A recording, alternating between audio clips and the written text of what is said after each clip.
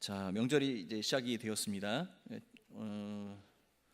참 오랜만에 차분하고 이렇게 경건한 오후 예배인 것 같습니다. 네. 지금 이 시간에 많은 분들은 이미 그 고향을 향해 가셨고 또 가족들을 맞이할 준비를 하고 계시겠죠. 먼 거리를 오고 가시는 우리 성도님들, 그 가족들과 함께 보내는 명절 가운데 하나님께서 주신 큰 축복과 은혜, 위로가 있었으면 좋겠습니다.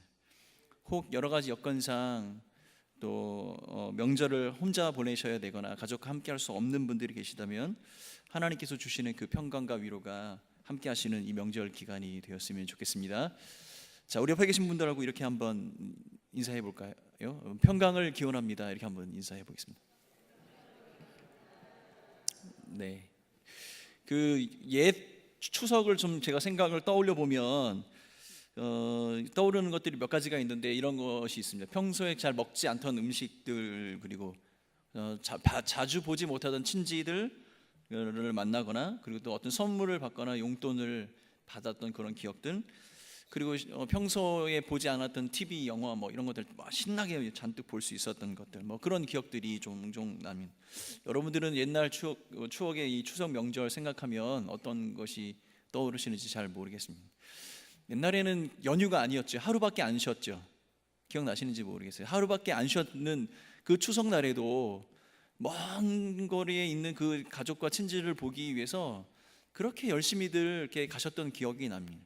그래서 뭐 서울에서 부산까지 20시간이 걸렸네, 뭐 20몇 시간이 걸렸네, 그런 이야기가 뭐 TV 뉴스에 나오고 그랬지 않습니까? 그래도 제 어릴 적 저의 눈에 그것이 좀 이상해 보여도 그렇게 그 시간을 들여서 굳이 저렇게 또 친지들, 가족들을 만나러 가야 될까? 이런 생각이 들었지만, 힘들게 고단스럽게 그곳에 가서 또 막상 그 친지들과 가족들을 만나면 그 주는 기쁨도 있고 위로도 있고 즐거움도 있었던 것 같습니다. 그런데 꼭 그런 함께 모일 때 보면 이런 분들 꼭 계시지 않습니까? 즐겁고 행복한 이야기만 해도 충분한데 아쉬운 이야기, 상처받았던 이야기, 뭐 이런 이야기를 계속 하시는 거예요. 근데 이런 분들의 특징이 있죠. 한 얘기 또 하고, 한 얘기 또 하고, 또 하고, 듣는 사람이 마음이 상할 때까지 그 얘기를 하세요. 참 안타깝죠. 근데 그런 분들의 또 특징이 또 있어요. 늦게 오셨다가 일찍 가시고, 일도 안 하시고 음식을 제일 많이 싸갖고 가시고 뭐 이런 분들이 꼭 계십니다. 그래서 우리 이 명절에는 평강의 마음이 필요하겠습니다. 평강. 우리의 마음의 이 명절을 어떠한 분을 만나도 우리의 마음을 평강의 마음으로 지키는 여러분들이 되시길 바라겠습니다. 제가 지난주 수요일날 지난 수요 설교 때 우리 공동체와 사랑방, 우리 가정이 하나 되는 것에 대한 이야기 말씀을 나누었습니다. 아마 오늘 설교는 그 설교의 한 2편쯤 될 것 같습니다. 갈등과 어려움 가운데 있는 사람들, 이 공동체, 사랑방, 가정, 이런 사람들을 만났을 때 과연 우리는 어떻게 해야 할까? 이 명절에 우리가 이 평강의 마음을 지킬 수 있는 방법은 무엇일까? 오늘은 그 이야기를 좀 나누어 보려고 합니다.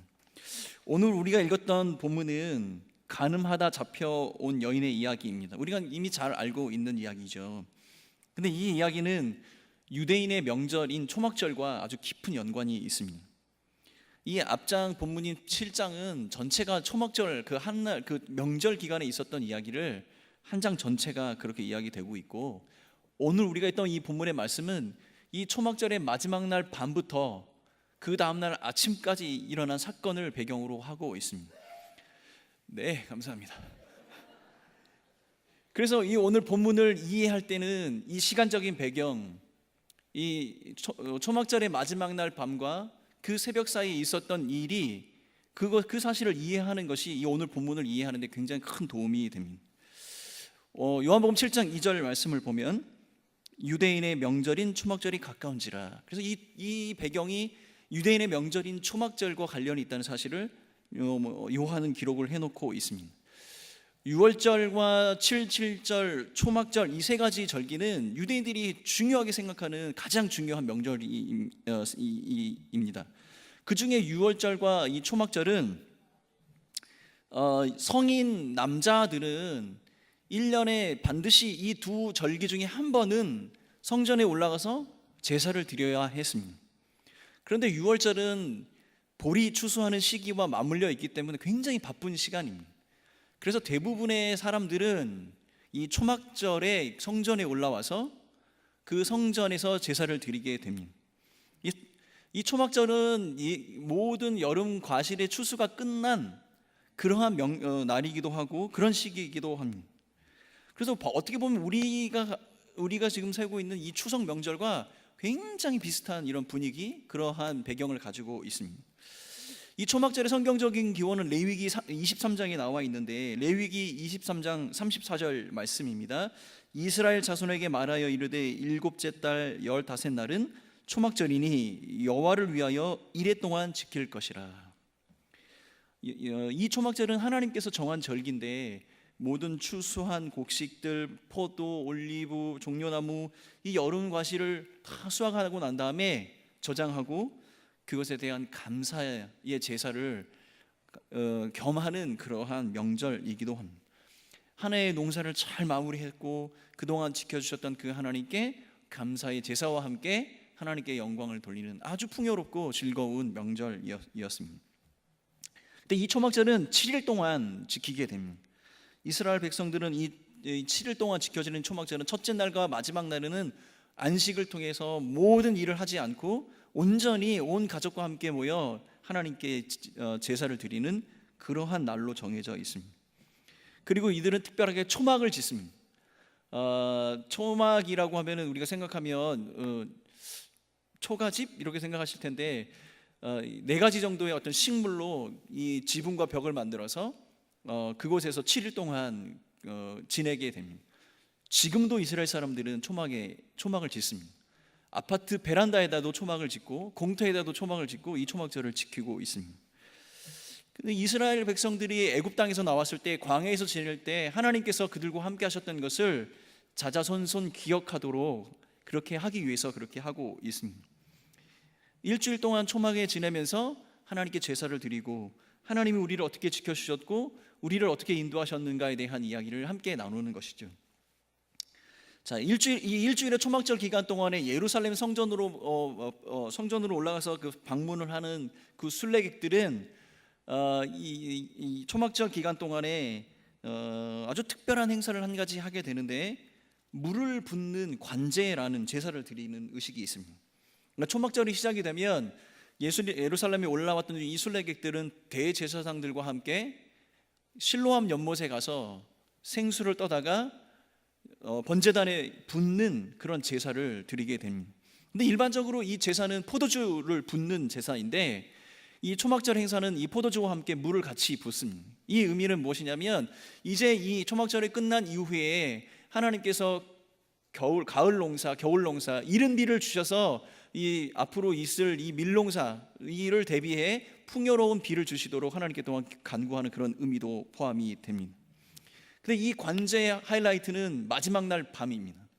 이 마지막 날 밤에 그 관제를 붓는 제사를 드리기 위해서 번제단을 7번을 돌고 7번을 돈 이후에 하나님께 기도와 찬양을 드립니다.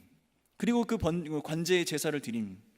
그런데 이 관제의 제사를 드리는 것으로 이것이 끝나는 것이 아니라, 그 밤에 제사장의 뜰에서 제사를 드리고 그 옆에 있는 여인의 뜰로 옮겨가서 그 여인의 뜰에서 밤새도록 축제를 벌입니다.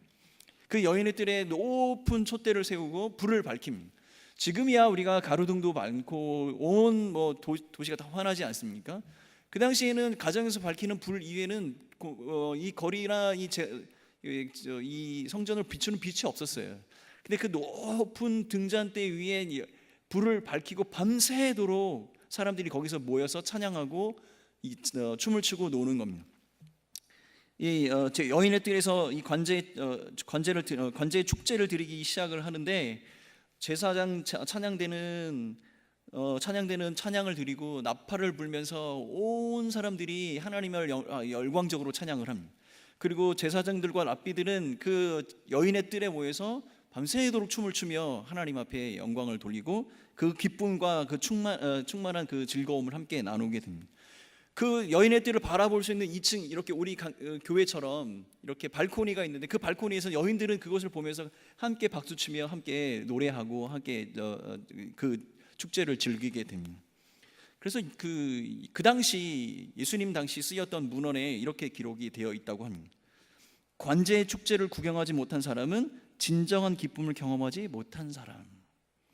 그만큼 마지막 날, 초막절의 마지막 날 벌어지는 그 축제는 온 그 예루살렘 성전 안에 모이던 사람들에게 기쁨과 환희, 1년을 고생하고 그 한날 밤에 모든 열정과 이 즐거움을 불태우는 그런 날입니다.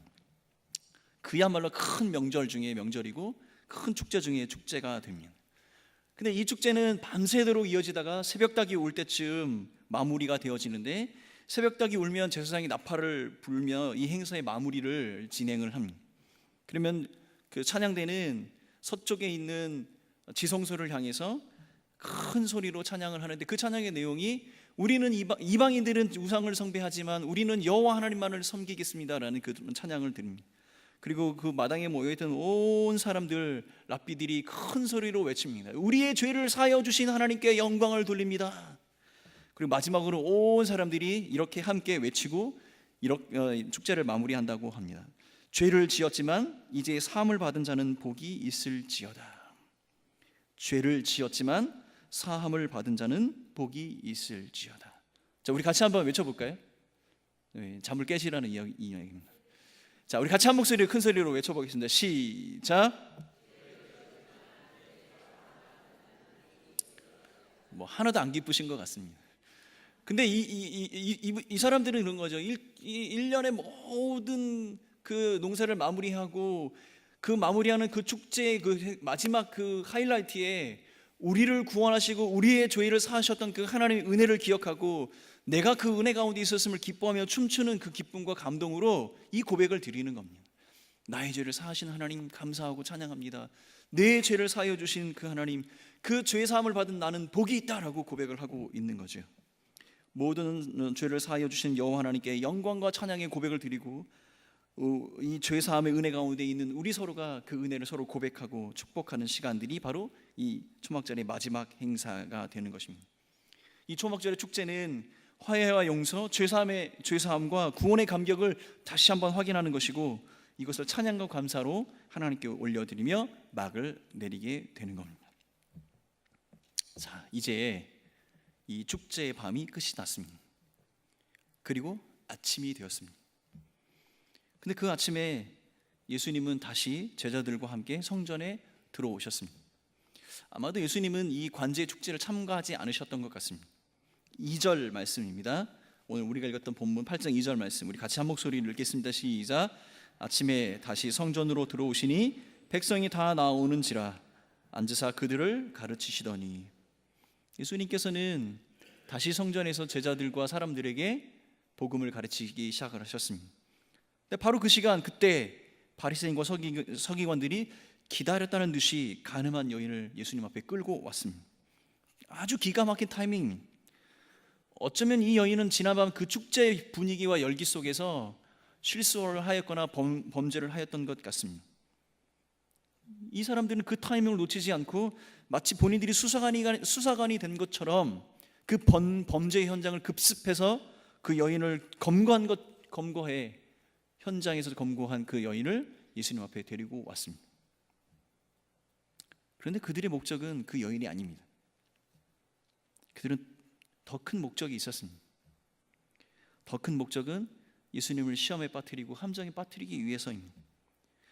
범죄의 현장에서 붙들려 온 이 여인은 더 큰 범죄에 이용을 당하는 미끼처럼 사용이 되고 있는 겁니다. 5절 말씀입니다. 한 목소리로 읽겠습니다. 시작. 모세는 율법에 이러한 여자를 돌로 치라 명하였거니와 선생은 어떻게 말하겠나이까. 바리새인과 서기관들이 진짜 하고 싶었던 것은 예수님을 정죄의 올무를 던져 예수님을 고발하고 시험하고자, 그를 함정에 빠뜨리고자 하는 것이었습니다. 여기 명백하게 모세의 율법을 어긴 자가 있습니다. 모세는 이 여인을 이렇게 하라고 했습니다. 당신은 어떻게 하실 겁니까? 그 질문을 던진, 우리가 그 현장에는 없었지만 아마도 이 질문을 던진 바리새인과 서기관들은 비웃음이 가득한 그 모습으로 예수님을 쳐다보고 있었을 겁니다. 어떻게 답하는지 보자. 네가 말하는 것이 무엇인지 한번 들어보자. 그때 예수님께서 몸을 굽혀 손가락으로 땅바닥에 무엇인가 쓰고 계셨습니다. 저는 이 성경 본문을 읽을 때마다 항상 궁금한 게 있었습니다. 정말 뭐라고 쓰셨지? 천국에 가면 꼭 물어보고 싶은 것 중에 하나가 이겁니다. 뭐라고 쓰셨을까? 그러더니 일어서셔서 예수님께서 너희 중에 죄 없는 자가 먼저 돌로 치라. 그리고 다시 땅바닥에 앉아서 무엇인가 쓰셨습니다. 근데 그때 이상한 일이 벌어졌습니다. 설기등등하게 범죄 수사관처럼 그 죄인을 붙들어 왔던 그 사람들이 슬그머니 하나씩 둘씩 노인들로부터 어린아이까지 하나씩 사라지기 시작하는 겁니다. 어느 누구도 감히 그를 돌로 칠 수 없는 그 엄숙한 분위기가 만들어졌습니다. 9절 말씀 함께 읽겠습니다. 9절 시작. 그들이 이 말씀을 듣고 양심의 가책을 느껴 어른으로 시작하여 젊은이까지 하나씩 나가고 오직 예수와 그 가운데 섰는 여자만 남았더라.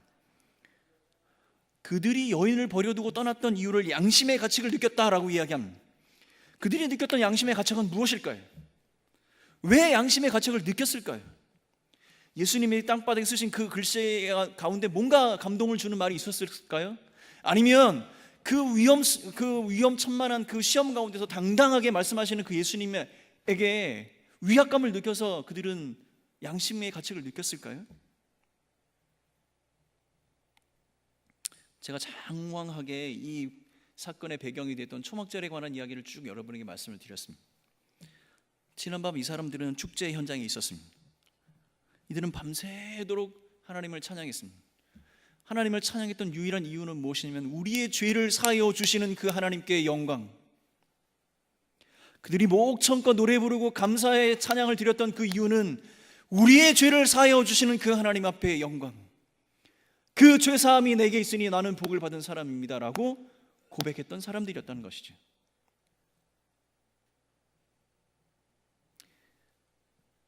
자신의 죄가 사함을 받은 것이 기뻐 그 하나님 앞에 찬양하고 밤새도록 노력했던 사람들, 그 사람들 앞에 예수님께서 말씀하시는 것, 죄 없는 자가 돌로 먼저 쳐라. 죄 없는 자가 돌로 먼저 쳐라 하는 이 말씀의 의미는 무엇이냐면 너희도 죄를 사하여 주시는 그 하나님의 은혜가 없었다면 이 돌로 쳐 죽임을 당할 이 마땅할 죄인이었다는 사실을 너희는 알고 있느냐? 그래서 아마 제가 유추를 좀 해봤습니다. 아마도 첫 번째 땅바닥에다 이렇게 예수님께서 손가락을 쓰신 글은 아마 이런 것이 아니었을까요? 이거 저 성경에 안 나와 있는 얘기니까 어디 가서 우리 교회 목사님 이렇게 말씀하셨, 그냥 여러분 듣기만 하시면 되겠습니다.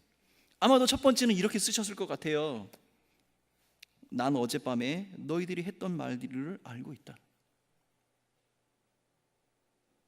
그리고 두 번째 땅바닥에 쓰셨던 말은 이러고 있죠. 받은 대로 주어라. 너희들이 고백한 대로 살아. 지난밤에 자신들의 죄를 사하여 주신 하나님의 은혜의 도취가 되어서 그 감격에 겨워 하나님께 영광과 찬양을 돌리던 사람들. 그런데 그 축제가 끝났습니다. 그 축제가 끝난 날 그 아침 그들은 시퍼런 정죄의 칼을 갈고 율법의 범법자를 붙들고 더 큰 정죄의 칼날을 예수님께 휘두르려고 준비하고 있었던 겁니다. 그들이 밤새워 노래했던 건 뭡니까? 밤새 춤추며 찬양했던 그 이유는 무엇입니까? 그들의 감사와 찬양과 고백의 찬양의 은혜의 고백은 어디로 사라졌습니까? 모두가 떠나간 자리에 예수님은 이렇게 이야기하셨습니다. 11절 말씀입니다. 예수께서 이르시되 나도 너를 정죄하지 아니하노니 가서 다시는 죄를 범하지 말라 하시니라.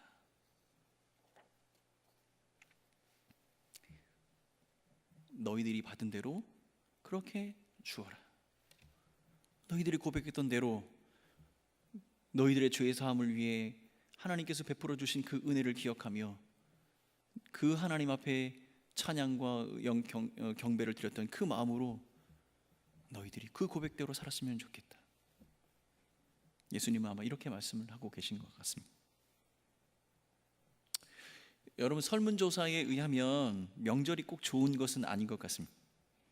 성인 남녀 5명 중에 4명은 추석 연휴를 앞두고 명절 스트레스가 있다라고 고백을 했답니다. 특히 직장인 가운데 우리 기혼 여성, 우리 직장 생활을 하시는 우리 여성들은 81%가 명절이 좋지만 않다라고 답을 했다고 합니다. 반면에 기혼 남성들은 74%, 우리 남성분들도 스트레스가 굉장히 것 같습니다. 우리 솔직하게 얘기하면 우리 명절이 다 그 기쁘고 즐거운 것만은 아니죠. 이게 무슨 비밀처럼 우리가 나만 알고 있는 사실은 아니지 않습니까? 제가 오늘 의도적으로 아침부터 제가 만나는 분들에게 다 물어봤어요. 명절을 어떻게 보내세요? 명절을 어떻게 보내세요? 뭐 짧은 시간이지만 뭐 긴 이야기는 할 수 없지만 뭐 그냥 집에서 그냥 그럼 우리 예전처럼 이렇게 명절을 크게 의미 있게 두거나 그렇게 하지 않는다는 거예요. 그런데 우리가 그 명절 안에 받는 그 부담감은 똑같아요. 뭐 음식을 하나 더 하고 덜 하고가 아니라 명절이 다가오는 것 그 자체가 여성분들은 여성분들, 남성분들은 남성분대로, 어른들은 어른대로, 젊은 사람들은 젊은 사람대로 다 어렵고 힘들어요. 근데 맨날 명절 즐겁고 해피하세요 이렇게 말하기는 좀 그렇잖아요. 솔직한 얘기로. 제가 그래서 명절날 오후에 분명히 뭐 한 절반도 안 오실 텐데 무슨 설교를 할까 하다가 명절에 우리가 어떻게 지내야 될까 이 이야기를 하는 겁니다. 지금 바리새인과 서기관들은 항상 하나님 말씀에 옳고 바른 것에 집착을 했습니다. 그러나 예수님께서 그들을 보셨을 때 그들의 모습은 하나님의 은혜와 사랑을 담기에는 역부족이었던 것 같습니다. 그래서 마태복음 23장 3절에는 이렇게 예수님께서 말씀을 하셨어요. 제자들에게 그러므로 무엇이든지 그들이 말하는 바는 행하고 지키되 그들이 하는 행위는 본받지 말라. 그들은 말만 하고 행하지 아니하며. 예수님께서 바리새인들을 바라보면서 그렇게 얘기하시는 겁니다. 저들이 가지고 있는 생각과 저들이 가지고 있는 그 마음에 담은 것은 참 옳은데 저들의 삶에서 배울 게 하나도 없다. 그러니 그렇게 안 했으면 좋겠다. 구약의 율법이 나쁜 것이 아닙니다. 구약의 율법은 신성한 것입니다. 그것을 그 율법은 우리 사람들에게 어떻게 살아야 하는지 규례와 규칙을 알려줍니다. 근데 이 바리새인들은 그 규례와 규칙에 너무 얽매였습니다. 그래서 그 율법이 말하고자 하는 그 하나님의 마음과 그 하나님의 그 정신을 놓쳤습니다.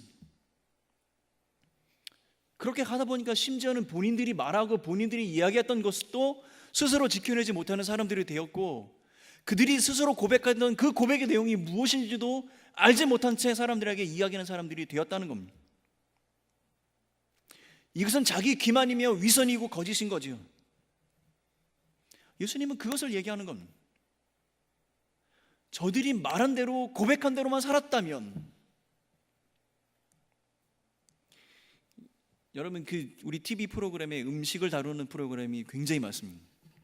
한번 쭉 보세요. 저는 사실 집에 TV가 없습니다. 그래서 TV를 잘 보지는 않는데 정말 재미있게 보는 TV 프로그램이 하나 있습니다. 맛있는 녀석들이라는 TV 프로. 이 뚱뚱하신 분들 4분이 나와서 음식을 먹는데 어떻게 그렇게 맛있게 먹는지. 그런데 생각을 해보면요, 이 음식을 다루는 맛있는 음식을 다루는 그 내용의 프로그램이 배고픈 사람들에게는 하나가 위로가 되지 않습니다.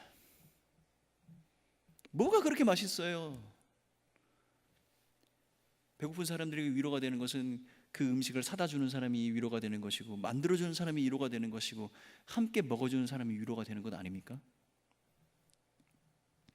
명절 스트레스 중에 가장 큰 스트레스는 아마 관계라고 생각이 듭니다. 관계, 가족들과의 관계, 그리고 특별히 또 믿지 않는 가족이 있다면 그 가족들과 만나서 무엇을 얘기해야 할까? 나보다 더 조건이 좋고 경제적으로 여유가 있고 그런 사람들을 만나고, 특히 그런 사람이 또 믿지 않는 분이면 참 뭐라고 말하기가 참 힘듭니다. 옛 상처와 아픔들에 대해서 이야기하시는 분들에게 뭐라고 이야기를 해야 하는지, 그런 분들에게 무엇이 옳고 그른가, 네 신앙이 어떤가, 이런 것을 이야기하는 것 자체가 큰 부담이고 어려움입니다. 저도 그런 어려움 속에서 계속 있었습니다. 저희 가정은 제가 처음 예수를 믿었거든요. 그러니까 명절날 모여서 할 얘기는 많은데 할 수가 없는 그런 안타까운 환경이 있었습니다. 하나님의 은혜 가운데 있는 나는 늘 예배당에 와서 이 주일날 예배할 때, 신방을 다닐 때, 성도들을 만날 때 하나님의 은혜가, 또 하나님의 은혜 가운데 있는 나의 모습이 무엇인지 이야기를 하고 함께 우리가 그렇게 살자고 고백을 합니다. 근데 정작 그 고백대로 나의 가족들 앞에서, 나의 친지들 앞에서 살기는 정말 어렵습니다. 어쩌면 이게 또 다른 믿는 사람들만 갖는 명절의 스트레스가 아닐까 저는 생각이 듭니다. 사랑하는 성도 여러분, 우리 삶 가운데 하나님께서 우리와 함께 하셨고 나를 붙드시고 나에게 부어주셨던 그 하나님의 은혜를 기억하는 여러분들이 되시고, 내 입술을 열어 그들에게 이야기하기보단 그들의 이야기를 먼저 듣고, 그들이 하나님 앞에 그들도 또한 하나님의 은혜가 필요한 사람들임을 기억하며 중보와 사랑의 마음으로 그들의 앞에 한 발짝 다가서시는 여러분들이 되셨으면 좋겠습니다. 그리고 내가 예배당에 앉아서 하나님 앞에 고백했던 그 고백처럼 그들을 사랑하기로, 섬기기로 작정하며 내 것을 좀 내려놓는 우리 모두가 되면 어떨까요? 여러분, 세상에 가장 맛있는 음식이 있습니다. 제일 맛있는 음식이 있습니다. 그게 뭔지 아십니까? 바로 이 맛입니다. 무슨 맛인지 모르겠죠. 여러분, 세상에 맛있는 재료를 다 넣어서 만든 딱 음식을 만들었을 때, 그 음식을 만든 사람의 입맛에 딱 맞지 않으면 세상에 진미도 다 소용이 없어요. 다 몽땅 음식을 다 준비한 재료를 다 넣었을 때 딱 내가 원하는 맛이 났을 때 여러분 뭐라고 말하죠? 바로 이 맛이야. 그래서 세상에서 가장 맛있는 음식, 가장 맛있는 맛은 바로 이 맛입니다. 사랑하는 성도 여러분, 복음이 복음다울 때가 어떤 때인지 아십니까? 복음의 능력이 어떨 때 정말로 복음의 능력처럼 발휘가 되는지 아십니까?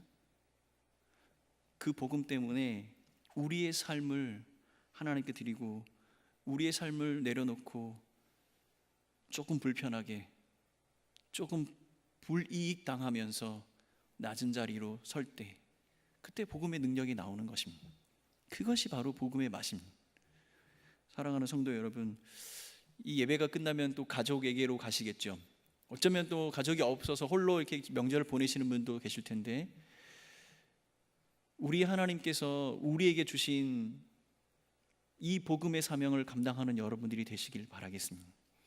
큰 소리로 떠들지 않아도, 큰 액션으로 표현하지 않아도 우리의 삶 가운데 잔잔히 나를 이끌어 가시는 그 하나님, 내가 날마다 고백했던 그 구원의 감격과 그 하나님의 은혜를 나의 삶에서 작은 행동으로, 작은 말 한마디로 나의 가족 안에 실천하고 섬기는 여러분들이 되시기를 바라겠습니다.